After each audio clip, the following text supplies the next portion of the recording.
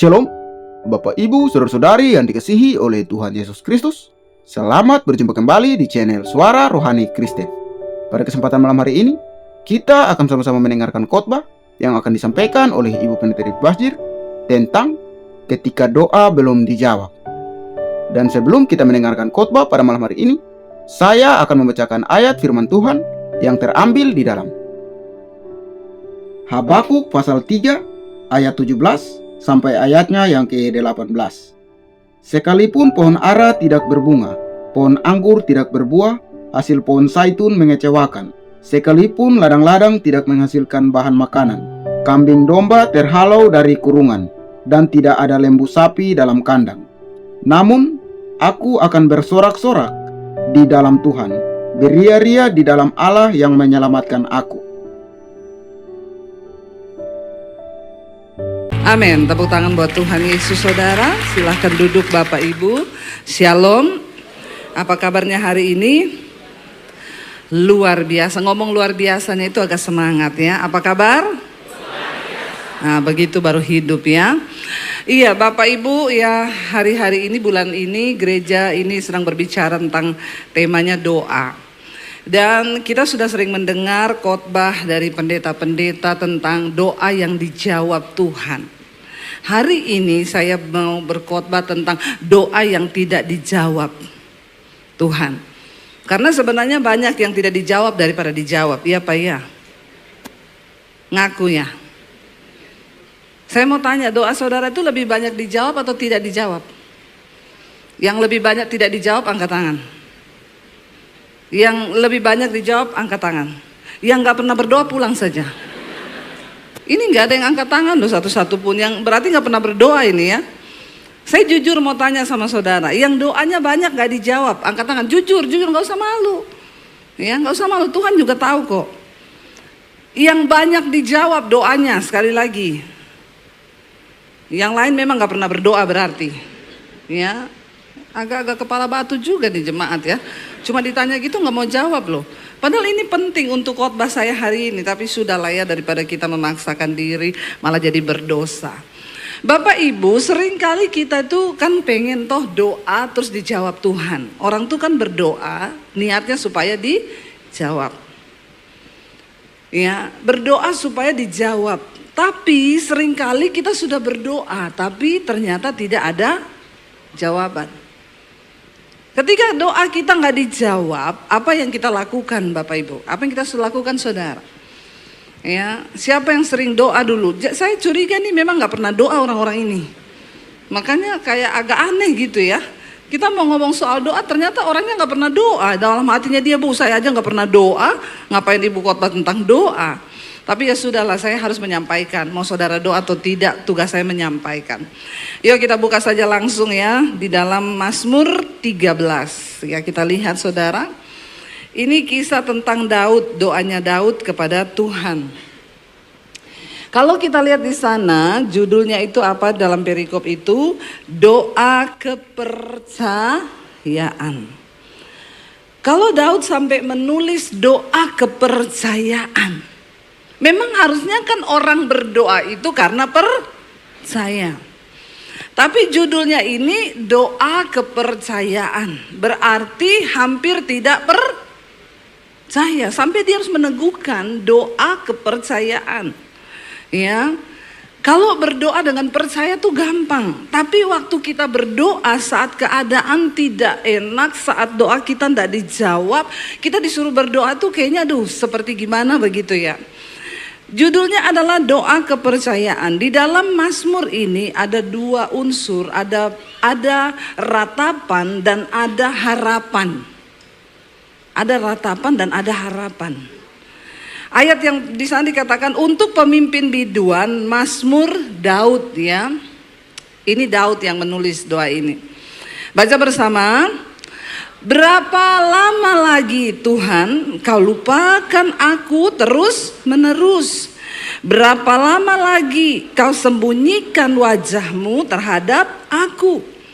Berapa lama lagi aku harus menaruh kekhawatiran dalam diriku dan bersedih hati sepanjang hari? Berapa lama lagi musuhku meninggikan diri atasku? Pandanglah kiranya, jawablah aku ya Tuhan Allahku. Buatlah mataku bercahaya supaya jangan aku tertidur dan mati. Supaya musuhku jangan berkata, aku telah mengalahkan dia, dan lawan-lawanku bersorak-sorai apabila aku goyah. Tetapi aku kepada kasih setiamu aku percaya. Hatiku bersorak-sorai karena penyelamatanmu. Aku mau menyanyi untuk Tuhan karena Ia telah berbuat baik. Bapak Ibu, ya pernah nggak kita ini bertanya sama Tuhan, Tuhan berapa lama lagi aku menderita? Tuhan berapa lama lagi aku nih doa, minta jodoh nggak dikasih-kasih? Ada di sini yang berdoa minta jodoh? Ya, yang sudah umur-umur di atas kepala, ya 27, 28, 29 ya. Ada yang berdoa minta jodoh? Enggak ada, semua sudah menikah. Ya. Walau belum umur nikah kau sudah harus berdoa minta jodoh loh dari sekarang, yang terbaik ya. Jangan pacaran dulu, doa dulu minta jodohnya dulu. Supaya Tuhan mulai kirim nih ya. Kalau kau sudah berdoa, enggak usah kau berusaha lagi cari-cari ya kanan kiri, coba-coba, nanti capek sendiri. Banyak di antara kita yang berdoa, Tuhan untuk keuangan saya. Kenapa nggak terjadi terobosan? Kita berdoa untuk masa depan kita. Kenapa belum ada kayaknya titik-titik terang? Padahal Tuhan Yesus berkata, mintalah maka kamu akan, ketoklah maka pintu akan, carilah maka kamu akan. Kita amini nggak ayat itu? Amini. Tapi berapa banyak seringkali dalam hidup kita, dalam pengiringan kita pada Tuhan, kita tidak mengalami itu. Daud bertanya kepada Tuhan, berapa lama lagi Tuhan? Berapa lama lagi Tuhan aku jomblo? Berapa lama lagi Tuhan gak ada kerjaan? Berapa lama lagi Tuhan bisnisku begini-begini aja? Berapa lama lagi Tuhan suamiku belum bertobat? Berapa lama lagi anak-anakku gak tobat? Itu kan menjadi pertanyaan kita kan. Dan Bapak Ibu ya, ini udah mau kiamat makanya panas ya. Neraka mulai bocor nih, benar, bertobat ya. Ketika Daud itu bertanya, kita tahu bersama Daud ini adalah seorang yang sangat dipakai Tuhan menjadi raja atas Israel. Tetapi saudara, persoalan mulai muncul justru ketika Daud ini menggenapi rencana Tuhan. Waktu dia mengalahkan Goliat. Sebelum mengalahkan Goliat, Daud itu cuma seorang gembala kambing domba. Dia bahkan bukan prajurit, dia cuma anak yang terbuang. Nggak disekolahin prajurit karena memang secara potongan nggak masuk. Ya, makanya papanya bilang kamu gembalakan kambing domba aja itu yang berapa-berapa ekor tok. Di antara semua keluarganya Daud yang paling terbuang. Dan Tuhan itu selalu pakai orang-orang yang memang terbuang. Tapi jangan kau yang membuang dirimu. Yang penting kau hidup benar, amin. Kalau kau sudah terbuang tidak benar lagi sudah jadi sampah. Tapi kalau kita terbuang tapi hidup benar, Tuhan bisa pakai hidup kita. Lalu ketika Daud mengalahkan Goliat, itulah titik awal Daud dipromosikan Tuhan. Ya, ketika Daud waktu itu cuma mau mengantar makanan, disuruh papahnya toh, Daud kamu pergi ke medan pertempuran, antar itu makanan buat kakak-kakakmu yang lagi di medan pertempuran. Ketika Daud tiba di medan pertempuran, ternyata Goliat lagi menantang bangsa Israel. Ya, sudah berhari-hari dia menantang, tapi tidak ada satupun prajurit yang berani maju. Ketika Daud ada di situ, Daud bilang, siapa ini ya orang yang tidak bersunat ini berani-berani menghina nama Tuhan. Lalu Daud maju dan hanya satu pukulan dari katapel lalu kena ke dahinya Goliat, lalu Goliat mati. Siapa yang bikin mati? Tuhan. Karena secara manusia kan tidak mungkin toh. Masa cuma dengan batu, satu batu aja terus Goliat bisa mati. Tapi bagi Tuhan gak ada perkara yang mustahil. Justru ketika Daud mengalahkan Goliat itu kan satu Daud nggak pernah tahu kalau hari itu menjadi hari promosi Tuhan buat dia loh. Dia kan cuma pergi antar makanan aja kan, bener nggak? Saudara, ketika Daud akhirnya dipromosikan Tuhan, dia menang lawan Goliat. Dia nggak pernah tahu kalau hari itu Tuhan promosikan dia loh. Waktu kita berjalan dalam kehendak dan rencana Tuhan, nggak usah cari-cari mau angkat diri, mau berusaha. Kau jalani aja hidup dalam perkenanan Tuhan. Tiba-tiba kau ketemu satu momen dan ternyata itu Tuhan lagi mau mengangkat, mempromosikan engkau. Amin. Justru ketika Daud dipromosikan, orang tiap hari muji-muji Daud, saudara. Daud hebat mengalahkan Goliat. Semua tentara Israel nggak ada yang berani. Ya Saul membunuh beribu-ribu, tetapi Daud berlaksa-laksa. Lah digituin terus, lama-lama raja ini, Saul ini juga jadi iri dong. Ya ini kok yang dieluk-elukan Daud terus, ya kok bukan saya, kan yang raja itu saya. Nah iri hatinya ini dia pengen bunuh Daud, saudara. Dari situlah Daud ini dikejar-kejar. Kenapa Daud berdoa seperti ini, saudara? Kalau musuhmu itu cuma satu orang, teman karibmu yang memusuhi engkau, atau teman-temanmu di sekolah, itu mah biasa. Yang musuhi Daud seluruh tentara Israel bersama dengan rajanya, dan semua dikerahkan untuk cari Daud. Kalau saudara jadi Daud, apa yang saudara lakukan? Semua tentara Indonesia dikerahkan sama presiden cari yang namanya orang ini, ya misalnya namamu Tony atau Debbie. Saudara bisa tidur enggak? Jawab saya, sudah keringetan ini. Malah cuma melongo saja. Ini saya bertanya saudara ya. Kalau saudara jadi Daud, satu negara nyari saudara, semua tentara, presiden suruh nyari saudara, bisa tidur? Begitu dong. Saya sudah keringetan khotbah mah. Melongo saja, nggak tahu juga masuk apa tidak itu di otak ya. Jadi kan saya yakin orang normal kita, saudara, kalau menghadapi yang begitu pasti sudah tidak bisa tidur. Jangankan dikejar tentara satu negara, dikejar debt collector satu aja. Ada yang pernah merasakan? Nggak usah angkat tangan. Ya. Kita dikejar satu debt collector saja pasti sudah tidak bisa tidur. Apalagi Daud, seluruh tentara Israel dikerahkan cari dia. Aduh, itu setiap hari. Dan dia itu kan bukan karena kesalahannya toh. Kira-kira salahnya Daud apa? Kalau kita jadi Daud, saya itu membayangkan jadi Daud memang jadi orang yang dimuliakan Tuhan tuh enggak enak. Seringkali kita ini bukan karena kesalahan kita loh. Kan Daud enggak bikin salah toh. Dia nolong bangsa Israel kalahkan Goliat orang Filistin yang menantang seluruh bangsa Israel. Dia tidak salah. Dia cuma datang, dia kalahkan. Loh memang harusnya dia dapat penghargaan dong. Dia dimuliakan dong. Tapi sebaliknya justru karena dia melakukan kehendak Tuhan, dia melakukan apa yang Tuhan suruh, dia menyelamatkan bangsanya, tapi bukan yang dia terima tuh yang enak. Justru dia dipermalukan, malah dia dicari-cari untuk mau dibunuh. Bapak Ibu, kalau doamu belum dijawab sekarang, coba tolong pastikan dulu engkau itu menderita karena kehendak Tuhan atau karena kebodohanmu atau karena kesalahanmu. Masalah itu terjadi ada dua hal, karena Tuhan izinkan. Kita benar, tapi Tuhan izinkan. Yang kedua, masalah itu terjadi karena memang kesalahan dan kebodohan kita sendiri. Nah itu kita perlu bertobat. Daud waktu itu dia bertanya, Tuhan saya salah apa? Saya itu cuma kalahkan Goliat loh. Dan itu doa yang saya bayangkan Daud itu berdoa itu sudah bertalu-talu. Karena kenapa saudara? Di depan mata ini kematian. Dia ini mau dicari seluruh tentara. Dan itu gak gampang, dan itu gak mudah. Daud berdoa dengan segenap hati. Dan dia bertanya, berapa lama lagi Tuhan? Berapa lama lagi engkau melupakan aku? Terus menerus kau lupakan. Berapa lama lagi kau sembunyikan wajahmu terhadap aku? Dia berdoa dan rasanya mentok tidak mendapat jawaban dari Tuhan. Bapak Ibu, ketika kita dalam keadaan yang seperti itu, saya yakin dan percaya memang ya rasanya aduh ya saya tidak bisa membayangkan bagaimana. Dan wajar kalau Daud tuh bertanya berapa lama lagi.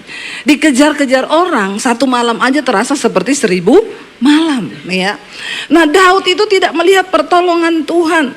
Ya kalau orang berkenan sama Tuhan tuh kan enak ya. Misalnya dikejar terus tentaranya langsung mati semuanya ya. Kita kan orang Kristen suka begitu kan. Kalau ada apa-apa gitu ya terus kita lihat gini, wih luar biasa gitu ya. Ada orang mau bunuh kita atau orang mau jahatin kita, tiba-tiba kita dengar, wih dia kepleset loh masuk di got. Seneng gak kita? Kalau ada orang mau jahatin kita lalu kita dengar, ih dia sekarang gila loh. Ya, itu kan orang Kristen banyak begitu toh. Tapi ini Tuhan berdiam diri, Tuhan tidak menolong, Tuhan membiarkan Daud. Disinilah emosinya Daud diuji, keakuannya diuji. Dan kalau Tuhan belum menjawab, saudara jangan buru-buru ya menghakimi Tuhan. Pak, boleh tolong tisunya Pak? Udah kepanasan banget nih saya ya. Thank you ya Pak ya, terima kasih. Saudara, dan disinilah letaknya ketika kita ini lagi diuji Tuhan, doa kita belum dijawab, jangan terburu-buru kita menghakimi Tuhan. Jangan terburu-buru menghakimi Tuhan. Nah itu kipas angin tuh. Terima kasih ya. Ya, jangan terburu-buru engkau menghakimi Tuhan. Kita nggak usah lihat kipas anginnya, lihat saya saja. Ya, thank you. Wah, agak maju sedikit lagi, boleh ya? Terima kasih. Tepuk tangan dong, saudara. Upahmu besar di sorga dan di bumi ya. Nah ini baru agak dingin, puji Tuhan. Saudara, ketika doa kita nggak dijawab, maka hal pertama jangan terburu-buru engkau berprasangka atau menghakimi Tuhan. Seringkali orang Kristen itu suka menghakimi Tuhan. Kenapa ya Tuhan itu nggak jawab? Kenapa ya? Kenapa ya? Ngambek aja, nggak usah ke gereja, udah nggak usah begini, nggak usah kolektor, nggak usah perpuluhan, nggak usah gini, nggak usah pelayanan. Buktinya Tuhan nggak jawab. Justru hal terpenting ketika kita doanya belum dijawab, disinilah Tuhan lihat kita lagi bermain dengan emosi kita nih loh, ya, dengan keakuan kita sendiri ini loh. Makanya judul perikopnya Daud tulis apa? Doa kepercayaan. Ketika doamu belum dijawab, justru disitulah Tuhan sedang menilai. Ini tes yang paling penting bagi kita. Waktu doa kita nggak dijawab, apakah kita tetap setia sama Tuhan? Itu iman yang benar, yang akan berkata Tuhan, ya walaupun doaku tidak dijawab, aku mau tetap percaya sama Tuhan. Makanya sekarang banyak nyanyi itu, walaupun gunung itu tetap, ya nggak gampang. Walaupun gunung masalahnya belum pindah, tetap percaya sama Tuhan, itu iman yang benar. Keakuan kita sedang diuji. Ketika itu Daud ini bisa bermegah, dia bisa protes, dia bisa salahin Tuhan. Tuhan, aku tuh enggak salah loh. Aku ini dalam keadaan posisi benar loh. Aku ini dalam keadaan berkenan loh sama Tuhan. Kalau orang Kristen sekarang enggak, udah masalah dia yang cari, masalah dia yang bikin, ya dia salahin Tuhan lagi. Banyak orang Kristen kurang ajar begini saudara. Dia mengalami masalah bukan karena kehendak Tuhan nih. Ya, terjebak utang online. Terus doa, Tuhan, ya kenapa kau enggak jawab? Saya mau bayar utang, kenapa enggak ada duit? Nyalahin Tuhan. Ya, apalagi hamil di luar nikah. Doa, ya. Apalagi mengalami masalah keuangan. Ya karena dulu nikah enggak berdoa. Main tabrak aja. Tanpa perencanaan yang benar. Begitu menikah nggak ada duit. Lalu dia bilang sama suami, kau bilang kenapa kau nggak ngomong dari dulu kalau kau nggak ada duit, kalau kau nggak punya harta.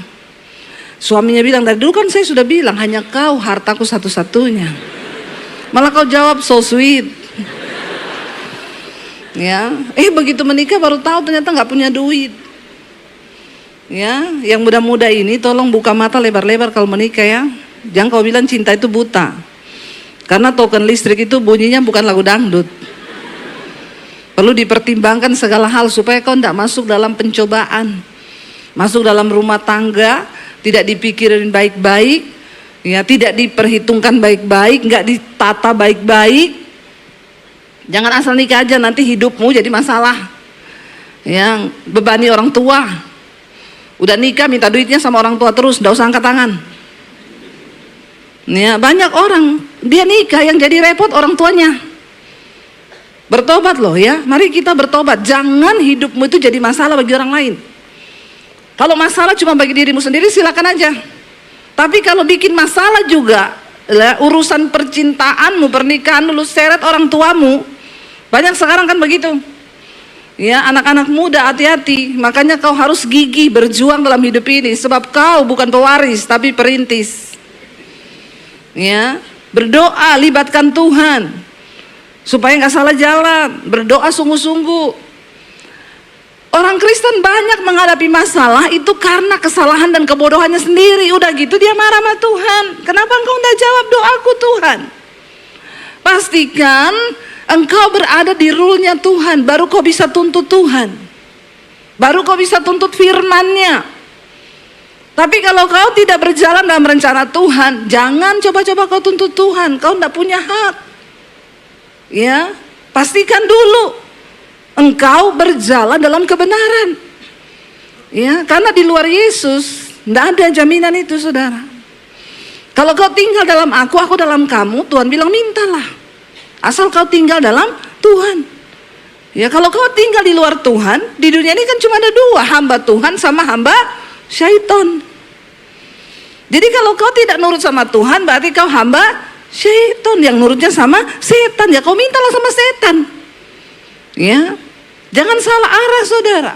Hanya orang yang hidup menyenangkan Tuhan, berkenan sama Tuhan, yang bisa menuntut firman Tuhan terjadi atas hidupnya. Daud seorang yang berkenan sama Tuhan. Dia mengalami masalah bukan karena kesalahannya, tapi karena rencana Tuhan. Itu aja berat loh dia rasakan. Dia bilang, Tuhan berapa lama lagi Tuhan engkau jauh, engkau tidak melihat kepadaku, engkau menyembunyikan wajahmu, berapa lama lagi aku harus menaruh kekhawatiran dalam diriku, berapa lama lagi musuh-musuhku mengejar aku. Daud ya bertanya kepada Tuhan karena wajar dia menderita karena kebenaran. Ya, tapi lihat saudara, apa responnya Daud setelah dia bertanya? Dia nggak bilang begini, Tuhan bunuh semua musuh-musuhku itu, terutama Saul, Tuhan bunuh dia. Bisa kan kau bunuh dia?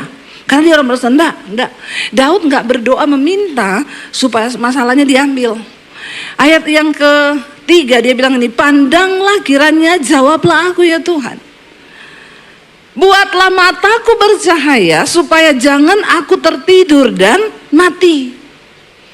Dia bilang buat mataku bercahaya supaya aku bisa melihat semua rencana Tuhan. Ketika doamu gak dijawab, berdoalah supaya Tuhan memberi engkau mata yang terang untuk engkau melihat setiap rencana dan kehendak Tuhan di dalam hidupmu. Amin.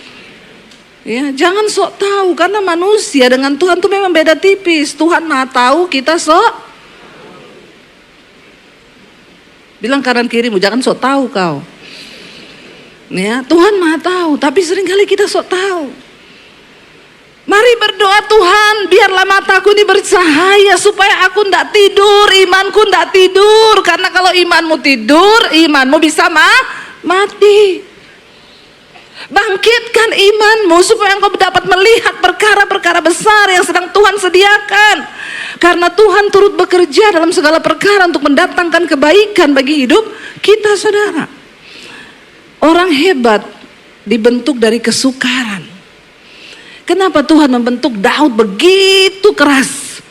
Karena satu saat Tuhan akan pakai dia menjadi raja atas sebuah bangsa. Kalau kau mau hidupmu biasa-biasa saja, ya memang gak ada masalah yang luar biasa. Tapi kalau kau mau hidupmu luar biasa, maka kau akan menghadapi masalah yang luar biasa. Amin. Ya, tapi jangan karena kebodohanmu. Ketika saya terima Yesus, saya diusir dari keluarga saya. Gak punya uang, gak punya rumah, gak punya tempat tinggal. Waktu itu saya bertanya, berapa lama lagi Tuhan, berapa lama aku harus seperti ini? Dan saya menjalani proses yang begitu panjang, penderitaan. Tapi Tuhan bilang sabar. Karena di depan itu ada rencanaku yang besar atas hidupmu. Saya nggak bisa jadi seperti hari ini kalau Tuhan nggak bentuk saya begitu keras. Amin. Ya, proses apa yang sedang kau hadapi? Sekalipun belum dijawab, bilang Tuhan, biar mataku ini bercahaya supaya aku jangan tertidur dan mati. Supaya musuhku jangan berkata, aku telah mengalahkan dia, dan lawan-lawanku bersorak-sorai apabila aku goyah. Daud gak mau orang yang gak takut Tuhan, musuh-musuhnya itu yang tidak percaya pada Allah, melihat dia kalah. Dia tidak mau nama Tuhan dipermalukan. Sebab Daud berkata, aku punya Allah yang hebat. Jangan pernah menyerah dengan hidupmu. Bawalah selalu nama Tuhan. Jangan mundur. Ingat, engkau membawa nama Tuhan. Jangan engkau mempermalukan nama Tuhan. Daud bilang, karena kalau aku goyah, mereka akan senang. Di mana Allahmu yang kau percaya itu, yang kau bela itu? Jangan berpikir untuk diri kita, tapi bawa nama Tuhan dalam hidup kita. Amin, saudara. Ya, supaya hidupmu mengalami kemuliaan.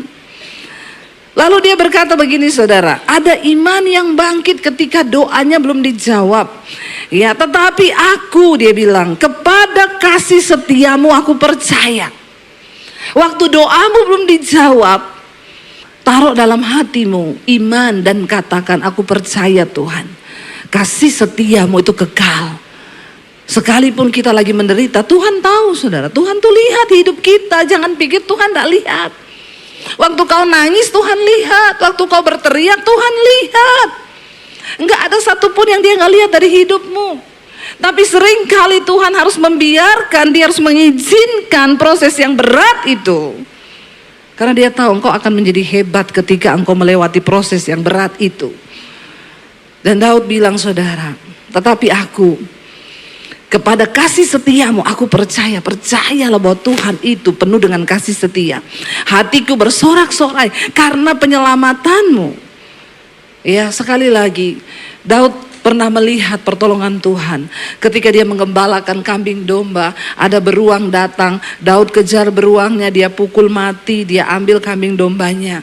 Ada singa datang, dia kejar, dan itu semua Daud tahu adalah pembelaan Tuhan. Makanya ketika dia berhadapan dengan Goliat, apa yang Daud bilang? Allahku yang menyertai aku mengalahkan singa dan beruang itu, Allah yang sama yang akan menyertai aku untuk mengalahkan Goliat yang sehebat ini. Pengalaman pribadi dengan Tuhan, itu yang akan menjadi kekuatan bagi kita mengalami masa-masa sulit. Daud punya banyak pengalaman pribadi bersama Tuhan. Dan dia berkata, tetapi aku kepada kasih setiamu aku percaya, hatiku bersorak-sorak karena penyelamatanmu. Bapak Ibu, ikut Tuhan, ingat tujuan akhir kita itu adalah kekekalan. Kita sudah diselamatkan dan itu cukup. Walaupun doaku tidak dijawab, aku percaya Tuhan. Walaupun aku tidak sembuh, mati sekalipun, aku bersyukur buat keselamatan yang Tuhan beri. Karena tujuan akhir dari hidup kita ini adalah hidup di dalam kekekalan.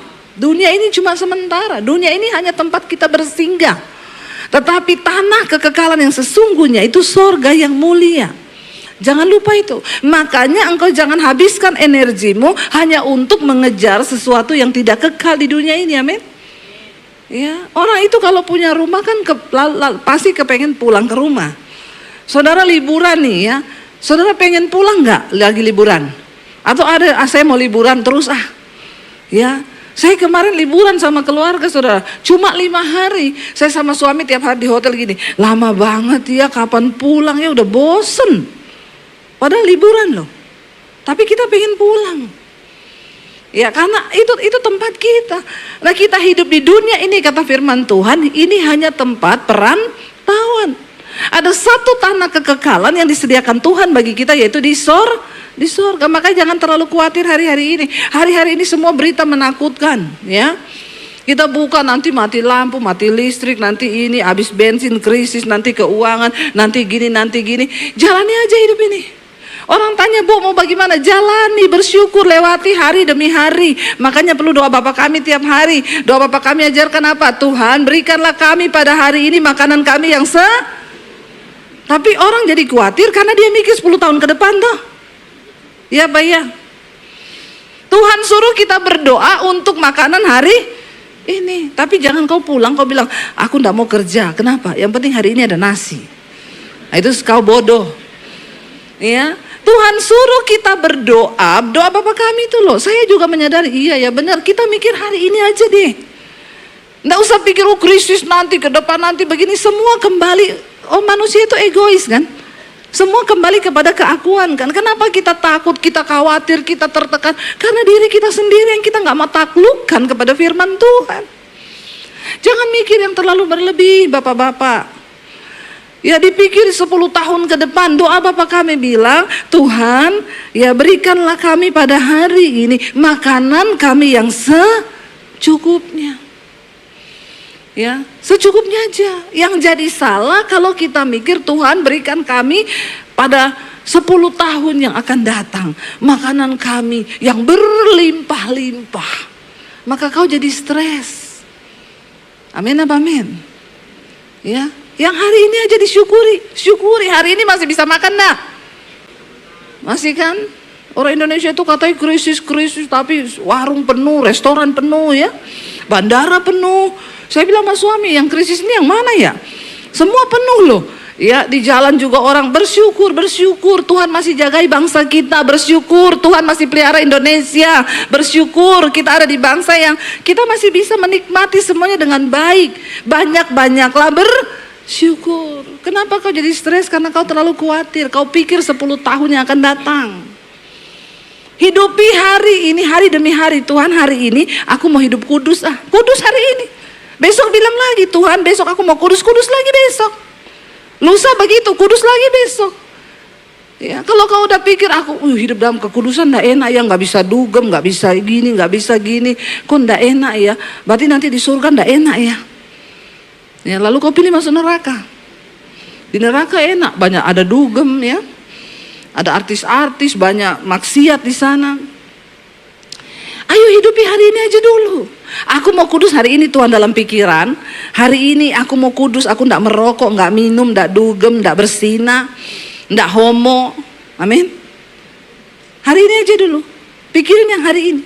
Kalau hari ini kau lulus, besok lagi Tuhan, hari ini Tuhan. Ya, Tuhan itu ajarkan kita hari ini. Daud berkata, aku bersyukur karena melihat penyelamatanmu. Aku mau menyanyi untuk Tuhan karena ia telah berbuat baik kepadaku. Hari-hari ini banyak-banyak nyanyi Bapak Ibu, amin. Bersyukur gereja ini ada albumnya toh. Saudara di rumah nyanyi, tapi jangan salah lagu. Nyanyi lagu rohani supaya imanmu bangkit, amin. Jangan nyanyi lagu-lagu yang membodohi. Ya kau berbohong, aku pun percaya, goblok. Ya kau dustai, aku mencintai. Coba kau pikir di mana ada cinta segoblok ini. Ini anak-anak muda nih, enggak usah nyanyi lagu-lagu yang ya bikin imanmu tuh drop ya. Apalagi nyanyi lagu rohani ya. Walau 1000 rebah di sisiku, kau tetaplah Allah penolongku. Iman kita bangkit, amin. Saya kalau mulai khawatir saya nyanyi. Saya nyanyi saudara, kalau mulai khawatir, takut saya nyanyi. Mau di kamar mandi, di dapur, di mana. Kan iblis itu menyerang kita terus loh. Ya kita lagi diam, tiba-tiba iblis ngomong, kalau nanti krisis, kalau nanti begini, lalu tiba-tiba nyanyi saja, nyanyi. Ya.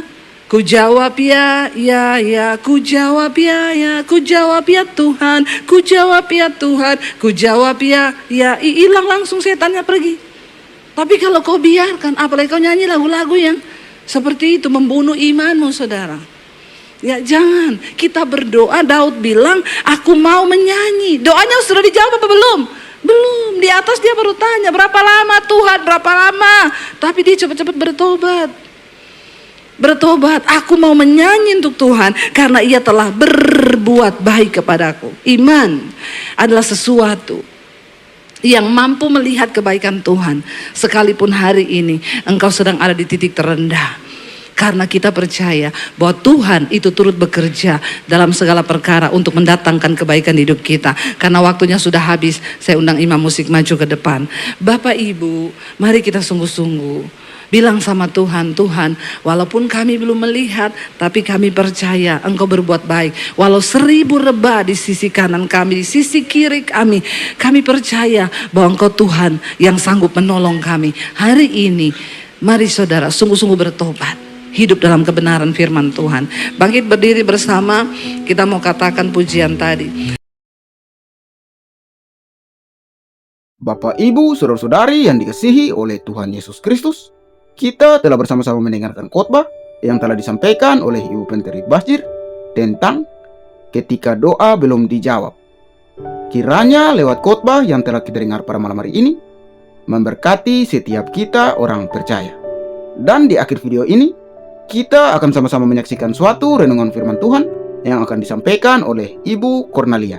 Selamat menyaksikan. Tuhan Yesus memberkati. Selamat malam, Bapak Mama yang diberkati oleh Tuhan. Biarlah pada malam hari ini, mari kita kembali lagi di tempat yang sama. Kita mau merenungkan firman Tuhan dalam kehidupan kita sebagaimana pada malam hari ini, di mana Pemazmur pasal 74 judul bacaan nyanyian ratapan karena bait suci yang rusak, di mana dia katakan nyanyian pengajaran Asaf. Ayat yang pertama, mengapa ya Allah Kau buang kami untuk seterusnya? Mengapa nyala murkamu terhadap kambing domba gembalaanmu? Di dalam ayat yang ketiga, firman Tuhan katakan, ringankanlah langkahmu ke tempat yang rusak, terus menerus segala-galanya telah dimusnahkan musuh di tempat yang kudus. Di dalam ayat yang keempat, dia katakan, lawan-lawanmu mengaum di tempat pertemuanmu dan telah mendirikan panji-panji mereka sebagai tanda. Di dalam ayat yang kelima, dia katakan, kelihatannya seperti orang yang mengaum tinggi sebuah kapak kepada kayu-kayu yang lebat.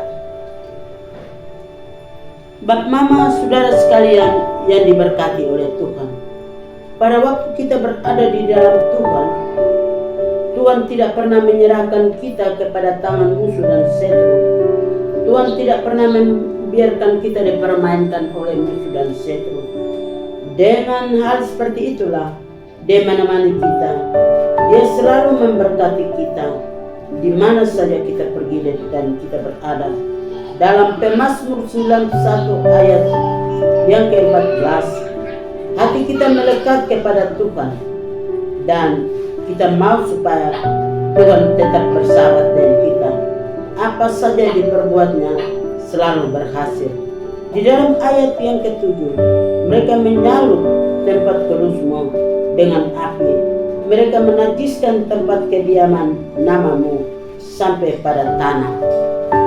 Ternyata orang-orang fasik melakukan segala sesuatu menurut kebisaan kemampuan mereka dan pekerjaan Tuhan. Mereka injak-injak di tanah dan mereka tidak pernah menghargai Tuhan. Sehingga dalam firman Tuhan, Tuhan tidak izinkan untuk kata kalimat dari Tuhan satu oktav pun tidak pernah jatuh ke tanah.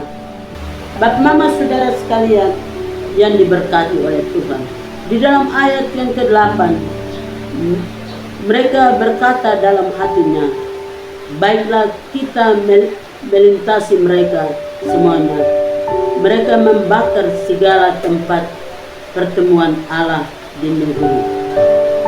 Ternyata rencana orang fasik, mereka merencanakan tempat kudusnya, membakar akan tempat kaki Dian, dan mereka tidak mau supaya hidup suci di hadapan Allah. Bapak, Mama, saudara sekalian yang diberkati oleh Tuhan, hidup kita selalu jauh apabila kita tidak merenungkan firman Tuhan. Sehingga dalam ayat yang ke-9 dia katakan, tanda-tanda kami tidak kami lihat, tidak ada lagi nabi dan tidak ada lagi di antara kami yang mengetahui beberapa lama lagi. Dalam ayat yang ke-10, berapa lama lagi ya Allah lawan itu mencela dan musuh Yesusma akan namamu terus menerus. Di dalam ayat yang ke-11, berapa engkau menarik kembali tanganmu, menaruh tangan kananmu di dada. Ternyata di dalam kehidupan kita, terkadang kita melupakan Tuhan yang baik. Dengan demikian, mari kita ingat firman ini dari sekarang ini sampai selama-lamanya. Tidak ada celah bagi musuh dan setan apabila kita berdoa dan menaikkan pujian syukur kepada Tuhan setiap saat dan waktu. Di mana dalam ayat yang ke-12, namun engkau ya Allah adalah Rajaku dari zaman purbakala yang melakukan penyelamatan di atas bumi. Ternyata Allah kita Allah yang luar biasa. Dia membuat segala sesuatu tepat pada waktunya dan indah pada waktunya. Allah melakukan segala sesuatu, yaitu penyelamat di atas bumi. Allah datang menyelamatkan umat orang Israel dan menempatkan mereka di tanah yang subur, tanah yang bermata air. Dalam ayat yang ke-13, engkaulah yang membela laut dengan kekuatanmu, yang memecahkan kepala-kepala ular naga di atas muka air. Ayat yang ke-14, engkaulah yang meremukkan kepala-kepala lewitan, yang memberikannya menjadi makanan penghuni-penghuni padang belantara. Ayat yang ke-16, punya mula siang, engkaulah yang menaruh benda penerang di matahari. Dalam ayat yang ke-18 dia katakan, ingatlah ini musuh mencela dan bangsa tebal itu menista namamu. Dalam ayat yang ke-19, janganlah berikan nyawa merpatimu kepada binatang liar. Janganlah lupakan terus-menerus nyawa orang-orangmu yang tertindas.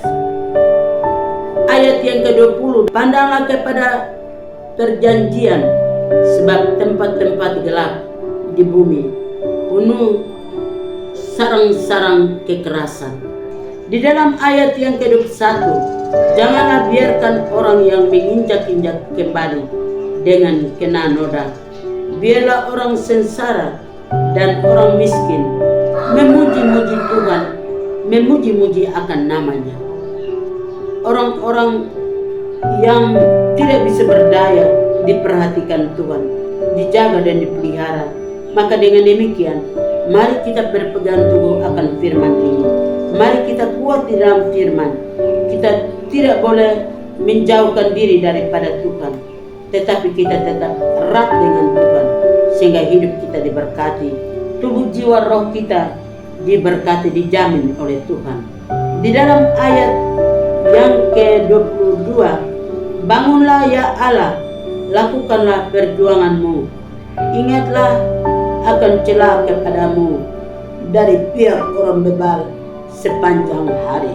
Di dalam ayat yang terakhir 23, di mana dia katakan, janganlah lupakan suara lawanmu, deru orang-orang yang bangkit melawan engkau, yang terus-menerus makin keras. Ternyata ada beberapa bagian, yaitu orang-orang fasik, orang-orang yang menjadi lawan kita bangkit dan melawan kita. Kita percaya mereka beribu-ribu laksa datang untuk mengerumuni diri kita, namun kita bersama Tuhan. Dalam Rum pasal 8 ayat 31 dia katakan, jikalau Allah di pihak kamu, siapa lagi yang melawan? Tidak ada siapapun yang bisa melawan, tidak ada siapapun yang maju menyerang kita, karena kita bersama dengan Tuhan. Biarlah pada malam hari ini, mari kita pulang di dalam firman, kita kuat di dalam firman, dan Tuhan selalu menyertai kita. Tuhan membela kita, Tuhan menjaga kita, dan memberikan satu kemenangan bagi kita, mulai dari malam ini sampai Tuhan datang. Di dalam nama Bapa, Putra, dan Roh Kudus. Amin.